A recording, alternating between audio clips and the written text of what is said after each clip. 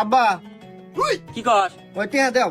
টিয়া দেখি করবো আর কয়েকদিন পরে ঈদ, আর ঈদের মতন মার্কেট করা লাগবো না। আমার বন্ধু বান্ধব সব জামা কাপড় কিনে মার্কেট করে ফাটা লাগলো, আমি এখন কিছুই কিনি নাই। আমার টিয়া দাও, মার্কেটে যাবো প্যান্ট শার্ট কিনবো। এই তোর তো তাপবাদ জ্ঞানী হয় নাই রে, আর তুই যাবি ঈদের মার্কেটে জামা কাপড় কিনবে। আরে ঈদের মার্কেটে জামা কাপড়ের দোকানদাররা কি হয় জানিস? ওরা দোকানদার থাকে না, ওরা যায় কষাই। আরে তোর থেকে আলু বুলু দিয়ে বেশি দিয়ে নিবো আর জিনিস দিব খারাপ। আমি আটে যা মানে, আমি যদি আটে যাই সেদিন তোর নাকি আমি দিয়ে আসি না, শার্ট প্যান্ট কিনে নিয়ে আস। মানে তুই টেনশন নিস না, যা। আচ্ছা ঠিক আছে, আজকের মধ্যে এনে দিও। আচ্ছা ঠিক আছে, দেখ মানে যা, এই যে আমার বাজারে যা লাগবো পাইপ কিনবে, ওই সময় যা নিয়ে আস, মানে বিকেলে নিয়ে আসতে যা।